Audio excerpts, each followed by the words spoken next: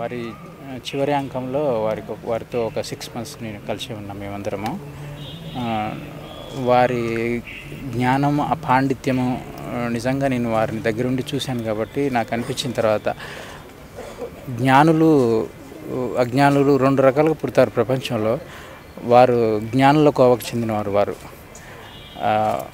వారు మధ్యలో కొంచెం తర్వాత ఏదైనా వారి చిరకాలం వారి పాటలు కానీ వారిది కానీ చిరకాలం అజనామరణంగా ఉంటాయి. కానీ నేను చెప్పాల్సింది ఏంటంటే అందరికంటే ముఖ్యంగా పెద్దింటి గోపాల్ గారని, వారు చివరి ఇంకా ఇన్ని సంవత్సరాలు వారు బతికున్నారంటే కారణం గోపాల్ గారే. వారి చివరి 10 years ఆల్మోస్ట్ చాలా ఒక 4-5 years హాస్పిటల్స్ కానీ మొత్తం వారి దగ్గరుండి వారే చూసుకున్నారు. వారు కూడా మహానుభావులు నిజంగా గోపాల్ గారు. వారి బ్రదర్ అవుతారనుకుంటా. అయితే ఆఖరి టైంలో ఆయన మతిస్థిమితం కొంచెం కోల్పోయారని కూడా చెప్తున్నారు. అది మతిస్థిమితం కోల్పోయినప్పుడైతే మేము చూడలే, కానీ మా దగ్గరికి వచ్చిన తర్వాత ఒక 3-4 years బ్యాక్ నుంచి మళ్ళీ సాంగ్స్ అవి రాస్తూ ఉన్నారు. అంత బాగానే ఉన్నారు. ఇప్పుడు ప్రజెంట్ అయితే బాగానే ఉన్నారు. అయితే ఇప్పుడు మూవీస్కి కొన్ని 100 songs పైగా ఆయన రాయటం జరిగింది. సో వాటిలో మీరు గుర్తు చేసుకునే సాంగ్ గుర్తు చేసుకునేదేమో చిత్రం కానీ, నువ్వు నేను కానీ, దశరథ్ గారితో చేసిన సాంగ్స్ కానీ చాలా ఉన్నాయి. లెక్కకు మించి 1500 అబౌవ్ సాంగ్స్ ఉన్నాయన్నారు. అంతా హెల్త్ ప్రాబ్లం వల్ల చనిపోయారంటారా లేకపోతే డిప్రెషన్? అదేం లేదండి. హెల్త్ ప్రాబ్లం ఉన్నా కూడా అంతా గోపాల్ గారు క్లియర్ చేశారు. వారికి అంతా 14 lakhs ఏమో ఖర్చు అయినా వారి సొంతంగా భరించి గోపాల్ గారు వారంతా క్లీన్ చేసి వారంతా చేశారు. బట్ ఇంకా వారి టైం అంతే. ఇంకా ఏమవుతారు సార్ గోపాల్ గారికి దూరపు బంధువు అవుతారనుకుంటా, కజిన్ ఏమవుతారనుకుంటా. సార్ ఆఖరి టైంలో కుటుంబానికి దూరంగా ఉండడానికి కారణం ఏమంటుంది అంటారు మీరు? అది అంతా మనకు తెలియదండి. అది వాళ్ళ పర్సనల్ అంతా. మీరు చెప్పండి సార్, మీకు ఎలాంటి? నేను జయమ్ము, నువ్వు నేను ఈ సాంగ్స్ అంతా సింగిల్ కార్డు రాయటం నాకు బాగా ఇన్స్పైర్ అయ్యి నేను అప్పుడు చదువుకునేవాడు. తర్వాత నేను ఇండస్ట్రీకి వచ్చాను. ఫిలిం అసిస్టెంట్ డైరెక్టర్గా పనిచేసేటప్పుడు యాపీ అల్లు అర్జున్ సినిమా చేశాను నేను అసోసియేట్గా. అప్పుడు మాకు ఒక మాంటేజ్ సాంగ్ అంటే మన కులశేఖర్ గారిని రాపించుకోవడం బాగుంటుంది అని చెప్తే మా డైరెక్టర్ కరుణాకరన్ గారు అప్పుడు గీతా ఆర్ట్స్ ఆఫీస్కి వచ్చారు ఈయన. అప్పుడు అదే నేను ఫస్ట్ ఆయన చూడటం. ఆ రోజు నాకు చాలా నేను సార్ మీ సాంగ్స్ మీ విధినే నేను ఇండస్ట్రీకి ఎంట్రీ ఇచ్చాను అన్నట్టుగా చెప్పి ఆ రోజు నుంచి లాస్ట్ వరకు మన చిత్రపురి ఇక్కడ కూడా ఉండేవారు.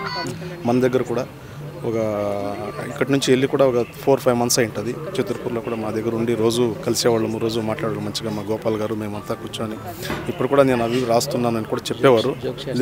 జోక్స్ కానీ అప్పుడున్న ఈ ఇన్స్పెక్టర్ అవన్నీ మొత్తం మాకు చెప్పేవారు. బాగా హ్యాపీగా ఉండేవారు. ఏదో ఉన్నట్టే ఇలా జరిగింది అనిపించింది. ఇప్పుడు సార్ ఆయనతో మీతో ఎక్కువసేపు కూర్చున్న లాస్ట్ టైం అంటే ఏం చెప్తారు?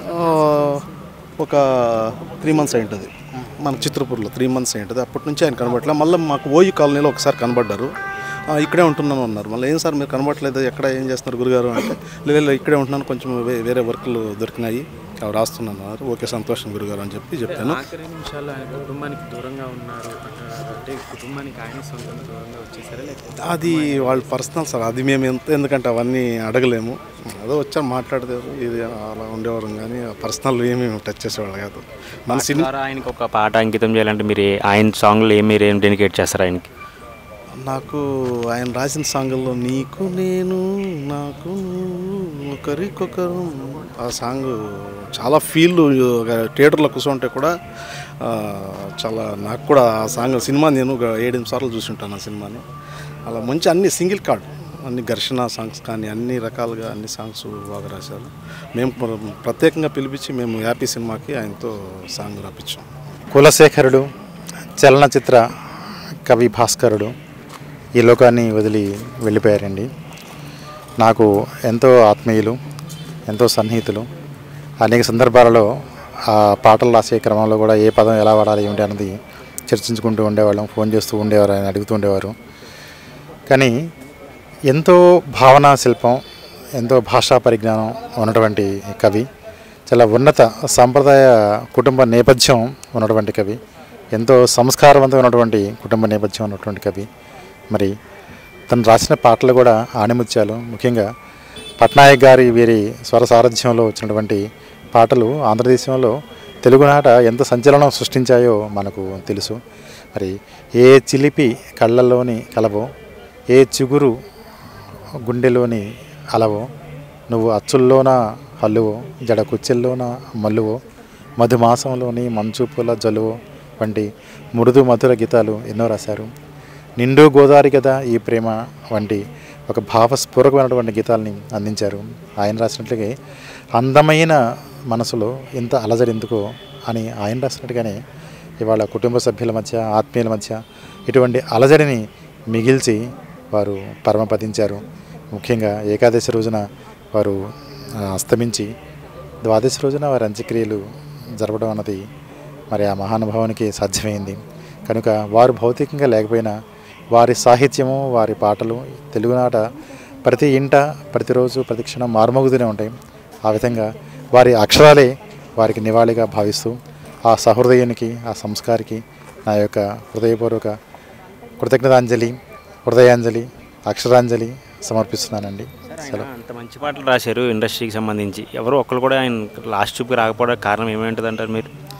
అంటే చివరిలో వారు కొంత జ్ఞాపకశక్తి కోల్పోవడం ఇలాంటి పరిస్థితుల్లో ఎవరికి అందుబాటులో లేరండి. వారు ఎక్కడ ఉన్నారు ఏమిటి అన్నది తెలియకపోవడం, కాంటాక్ట్ లేకపోవడం, ఫోను లేకపోవడం, ఆధార్ కార్డు కూడా లేనిటువంటి పరిస్థితి. అంటే కొంచెం జ్ఞాపక శక్తి కాస్త వారికి అనారోగ్యరీత్యా కొంచెం ఏర్పడింది.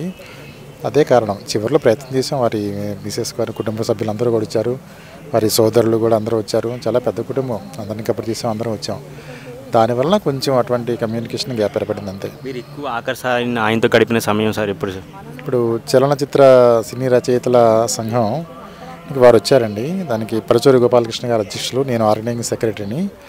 అందులో యాక్చువల్గా చాలా ముందే వారు రిజిస్టర్ కావాల్సింది కాలేదు.